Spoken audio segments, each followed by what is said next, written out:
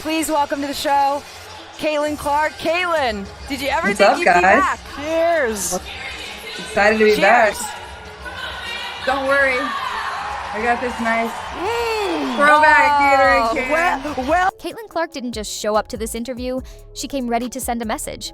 And not just to fans, not just to her teammates, but to everyone who's been whispering behind the scenes, doubting her name, throwing shade, and especially those spinning stories about her, her team, and her leadership. well played. Well played. Sounded like a product placement. There we Well go. played. Our show loves it. Our show loves it. Oh, Congrats man. on you've your been watching the retirement, first Z. half. Thank you. And congrats. Now- to you. This wasn't a casual sit-down, it was a full-on mic drop. The interview, streamed live via Zoom, wasn't your typical PR fluff. Sitting across from WNBA icons Sue Bird and Diana Taurasi, Caitlin didn't flinch. She didn't sugarcoat. She laughed, she jabbed, and she clapped back. Unfortunately, Well, reality thanks. is coming to me now. What's your big plans? it in early. What are you going to do? You know, I keep telling Sue I thought I was going to have all this time to do all these things. I'm more busy now. So if I Hard. From locker room drama to her transition into the pros, nothing was off the table. And when she spoke, the entire basketball world listened. Let's rewind. A year ago, Diana Taurasi made headlines by throwing a warning shot Caitlin's way. "Reality is coming," she said, smirking into the camera, referencing Caitlin's move from college to the WNBA. give you any advice, play as long as possible. We'll see. We'll get to 10 years. Then we'll think about it. Get to 10 years. All right, so the second half's about to start. I know you've been watching the first half. What have you seen so far? It was meant to humble the rising star. But if Diana thought Caitlin was going to roll over, she had another thing coming. Fast forward to now, and Caitlin had her moment. No yelling, no theatrics, just a grin, a quiet confidence, and a devastatingly simple comeback. Congrats on your retirement. Unfortunately, reality's coming to me now.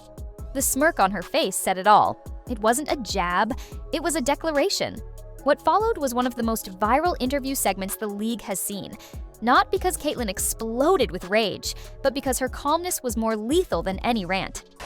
Well, I thought it was going to be a high-scoring game there from the first 5 minutes, which got me a little excited. I was like, no defense, this is great.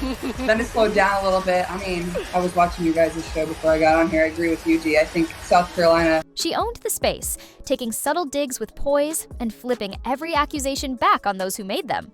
And then she really got going. When Diana reflected on their first game together in Phoenix, calling it a once-in-a-generation moment, you could see the mutual respect. But Caitlin? She added her own spice. She remembered how her team was down 10 or 15 points, and they came all the way back to win. I would love to see a little full-court press. Why not pick it up a little bit, create some turnovers?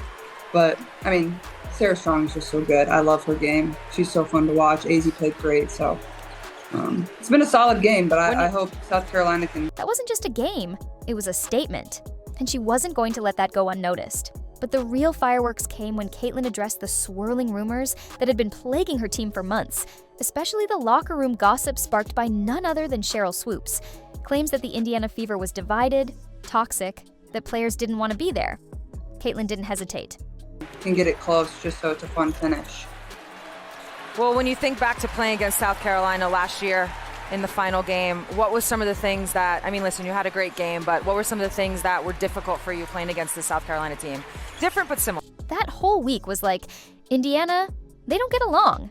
And I'm like, great. This is the most together team I've ever seen. She didn't just deny it, she exposed it for what it was. Baseless noise, empty speculation. And then, with the kind of intensity that only comes from someone who's fed up, she delivered her brutal truth. People think they know what's going on inside your locker room, but they don't. Yeah, I mean, they have so many different weapons, and that night we played them, it felt like every single one of them was just so good. I think they put this up there earlier, like Tessa Johnson comes off the bench, or maybe she started last year, I can't remember, and had 19 points. There's just so many different people. Even if one person's not having a good night, it's just on to the next, and it's hard to prepare for that, and it's hard to stop all of that. So I think if one of their players can get hot here and give them a little spark, I think would be great. But yeah, and then obviously having Camilla, that made it really tough on us when we're starting our 5 player was 6'1". just a hard matchup for us. Yeah, I mean, Sue mentioned it earlier. South Carolina doesn't have that low post presence that makes it so hard to play against them. And Connecticut plays a lot like you guys did, undersized, spread the wealth, move it around, and they're pushing the pace, and South Carolina doesn't like it. Caitlin, you had an amazing rookie season. Like, you just blew everyone out of the water. When you watch Paige play and you see her in the next level, what are the things that obviously she's going to take to the WNBA and it's going to translate instantly, and what are the things that, it takes you a couple games to get used to? I think her poise, like, that's something you need coming into the W. It like all hits you so fast. Is like you're moving to a new city, you're trying to understand new teammates, you have a new coach, while you're trying to live up to all these expectations. And I think that's like one of the greatest things about her game is just her poise and her maturity, and nothing ever seems to faze her. And, it's just always the same. She's always the same constant leader. So I think it'll be that for her, but also like she can score at all three levels. Like she finishes well around the rim. Her mid-range game is some of the best I've honestly ever seen. And, obviously she can score from the 3-point line too. So I think all of that. And then she can play point guard, but she can also play off the ball. I think that'll be an interesting dynamic with Arike. Obviously, we all know she's going number 1. So. And that's when her tone shifted. No more jokes, no more grins. Caitlin stared through the screen as if directly addressing her critics. "We were 0-8 to start," she said, "but we wouldn't have turned it around without a tight-knit circle. That's the reason we started winning. We figured it out. We grew up.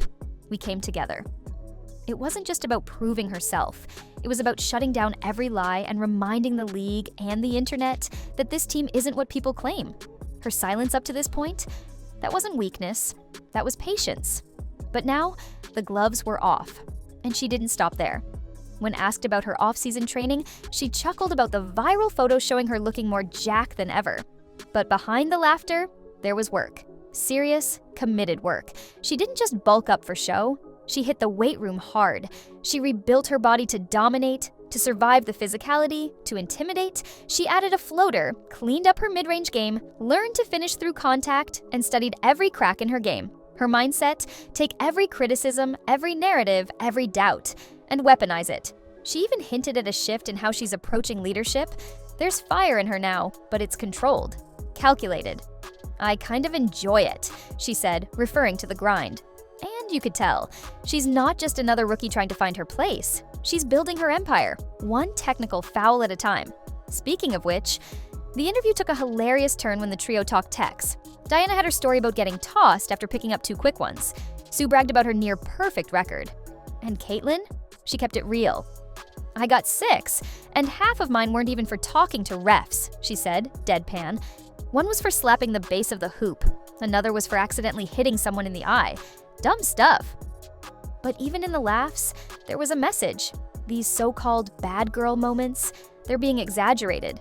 She knows the optics, and she's already made a promise to her coach, Stephanie White. Keep the edge, but don't cross the line. That doesn't mean she's backing down, just that she's choosing her battles more wisely now. Still, when asked to set the over-under for her text this season, she smirked. 2, she said. Sue and Diana, they immediately took the over. The back and forth was gold, but make no mistake, Caitlin wasn't there just to have fun. She was staking her claim. On every topic, from locker room lies to game day grit, she delivered her responses with precision. No dodging, no passive deflection, just cold, focused honesty.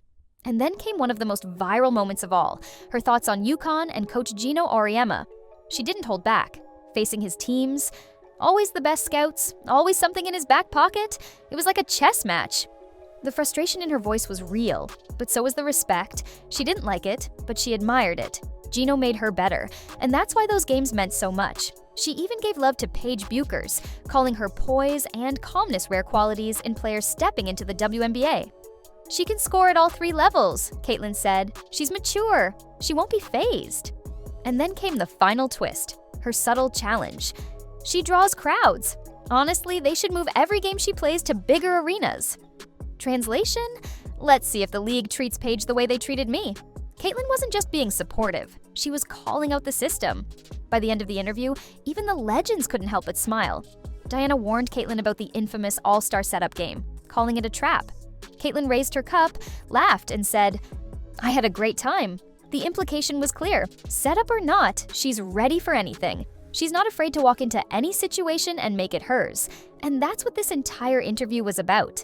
It wasn't a press tour. It was a warning, a clear and loud signal to her doubters, her critics, and her haters. She's not just another player in the league. She's the standard now.